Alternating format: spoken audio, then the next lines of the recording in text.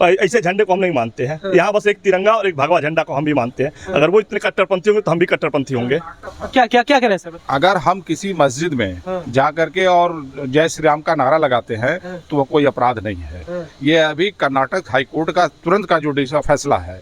और अगर हम जा करके नेशनल फ्लैग लगा देते हैं या हम गाना गाते हैं किसी मस्जिद के सामने, किसी भी घर के सामने, तो वो अपराध नहीं है। ये तो अपराध और ये उनके द्वारा जो तो हिंसा किया गया है, ये निश्चित रूप से वो उसके अपराधी हैं। प्रशासन अपना कार्य कर रहा है। ये हमारे मंदिरों में आके नमाज अदा करते हैं, हम तो उनको भाईचारा के साथ देखते हैं। उनकी इफ्तार होती है, हम अपने घरों में अपने मंदिरों में कराते हैं। पर क्या एक झंडे से ही उनका सारा धर्म खत्म हो गया? अगर एक बच्चे ने गाना चल रहा है तो क्या गाने से उनका धर्म खत्म हो जाता है? सारा धर्म उनका उस गाने में ही चला गया। आप अगर वो हर जगह हिंसा की तैयारी किए हुए बैठे हुए हैं, उनके छतों पर ईंट पत्थर मिलता है, उनके छतों पर डंडे मिलते हैं।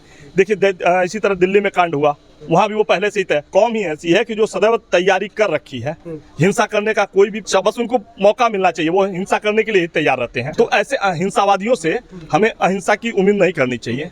और ऐसे लोगों को हाफ इनकाउंटर नहीं, उनका फुल इनकाउंटर होना चाहिए। और महाराज जी से निवेदन है उस हाफ इनकाउंटर को फुल इनकाउंटर करवा दें, जल्दी से जल्दी कराएं। योगी जी सरकार के पहले जितने माफिया सरकार चला रहे थे उनका सफाया होना जरूरी है। तो इनकाउंटर नहीं होगा तो क्या किया जाएगा बताइए? अस्पताल में उनको इंजेक्शन लगा के मारा जाएगा? इनकाउंटर होना जरूरी है। माफिया राज खत्म होना चाहिए और इस सरकार में यही हो रहा है। और विपक्ष वाले इसीलिए परेशान है। इसीलिए कह रहे चाचा कि पहले के सरकारों में काफी जो है घटनाएं होती थी, काफी गुंडागर्दी चलती थी। इस सरकार में क्या बोलते हैं, बेखौफ हो करके, बदमाश बेखौफ हो करके सीएम सिटी में गुंडाई कर रहे हैं। बाहर की तो बात छोड़ दीजिए। और इस सरकार में बेलगाम महंगाई चल रही है, इससे अधिक क्या चाहिए? सरकार अभी 6 महीने चुनाव हुआ है और 80 से लेकर 30 पर कर दी, इससे अधिक क्या होगा? जनता नहीं, तो परसेंटेज क्या हुआ? सीट हमारी घटी। जब हरियाणा के चुनाव की बात आई तो क्यों विपक्ष अपने आप को अलग कर लिया? कोई चुनाव का मतलब नहीं है, बेईमानी हो रहा है और क्या हो रहा है? गुंडाई हो रही है, दबंगई हो रही है। कोई सरकार के खिलाफ इनकी जहाँ सरकार जीत जाए वहाँ ठीक है, आज दूसरी सरकार बन जाए तो लोग कहते हैं ईवीएम गड़बड़ है। हाँ अच्छा, हाँ, इनके लिए ईवीएम गड़बड़। बहराइच पे क्या कहेंगे? चुनाव में आ जाते हैं अभी, बहराइच कांड को लेकर के क्या कहेंगे? जो बहराइच में हुआ है, गोपाल मिश्रा का जो मेल मुलजिम था सरफराज का इनकाउंटर हो गया है। उस पे कह रहे हैं लोग इनकाउंटर इसलिए सरकार करवा रही है क्योंकि वो विफल सरकार अपनी कमजोरियों को छुपाने के लिए। विफल सरकार रहता कहाँ से 326 सीट मिलती बीजेपी को? अच्छा, हाँ, इनका पार्टी कुछ खाता खुलल बा? हाँ, बताइए नहीं मिलल बसपा के, धीरे बोलबा, खाता नहीं खुला। हाँ, लोग कहते हैं सरकार बेकार है। क्या बताइए, सरकार बेकार है? सरकार का हनक होना चाहिए। हमारी सरकार में हाई कोर्ट का फैसला आया था, मंदिर मस्जिद का फैसला आया था, एक भी कहीं दंगा हुआ बता दीजिए? एक भी दंगा? सरकार का हनक होना चाहिए। किसमें दंगा? कौन से? बसपा गवर्नमेंट में। बसपा गवर्नमेंट में हाई कोर्ट का मंदिर मस्जिद का फैसला आया था। एक जगह पूरे प्रदेश में, पूरे देश में कहीं एक जगह दंगा हुआ बता दीजिए? नाम लिख कर बता दीजिए। सत्ता पक्ष के लोग बतावे कौन से मंदिर, कौन से मंदिर के बाबू? अरे यही जो आया था राम मंदिर का। लेकिन बना तो 2024 में। अरे बना था ना, फैसला किस सरकार में आया था?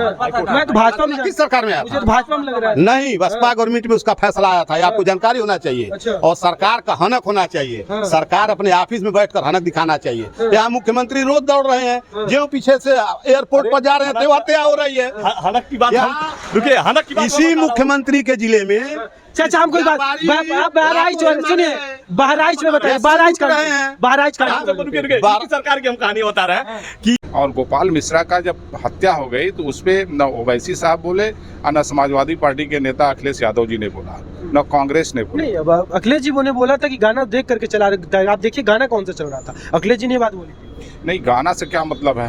हम तो गाना वही गाएंगे ना, जब हिंदू धर्म है तो हम अपने उसी का गाना गाएंगे। जोगी आएंगे, यही ना गाना चल रहा था। तो इसमें मुसलमानों को क्यों आपत्ति होनी चाहिए? हमारे मंदिरों के सामने से मुसलमानों का ताजिया जाता है तो हम नहीं कभी आपत्ति करते हैं, या अल्लाह या हुसैन करते हैं। लेकिन अगर हमारा अगर कोई मूर्ति विसर्जन का जाता है और हम हिंदू धर्म का कोई गाना गाते हैं तो उनको आपत्ति हो जाती है। ये तो दोनों तरफ से सौहार्द को बनाए रखने के लिए दोनों को कोऑपरेट करना होगा।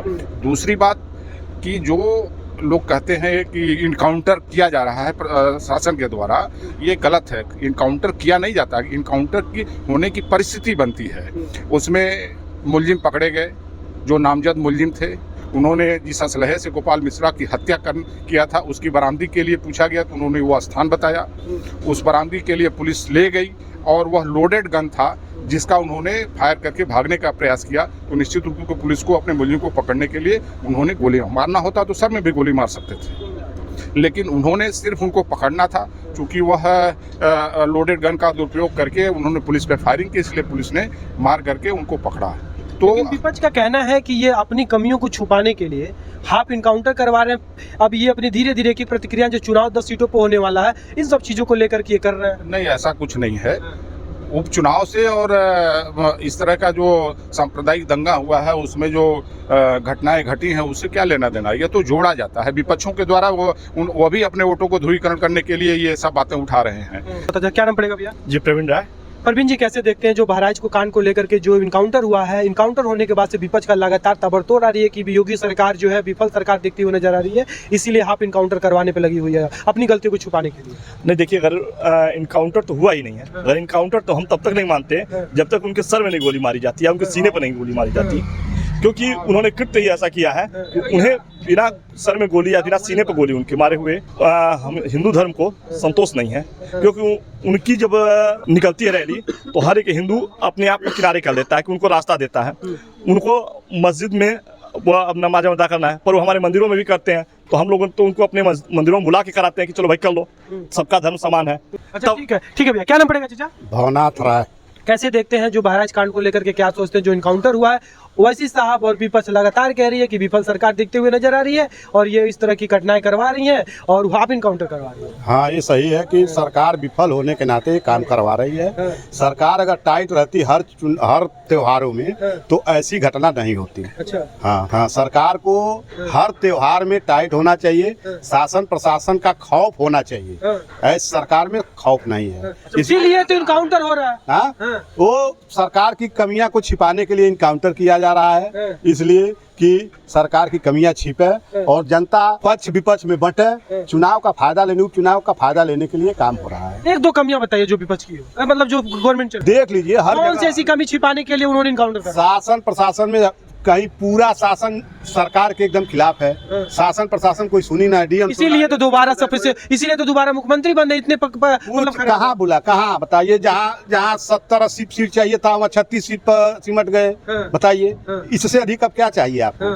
अभी नहीं दिखाई दे रहा है। बताइए भैया, कह रहे हैं कि विफल सरकार है इसीलिए 33 सीटें निकाल के लेके आई है। नहीं देखिए, 33 सीटें तो जो आई हैं वो वाकई में कुछ कम तो थी, पर जनाधार जो हमारा है, जो हमारा वोट परसेंटेज था वो नहीं घटा था, इसलिए ये विफल सरकार दिख रही है इसीलिए इस बार कम लाई है। देखिए, दूसरे को हमेशा वो दिखता है कि वो विफल है, पर उनकी सफलताओं को नहीं देख पाते हैं। यही सफलता बताइए, नहीं यही तो पूछ रहे हैं। आज के डेट में पहले कोई किसी का भी बताइए।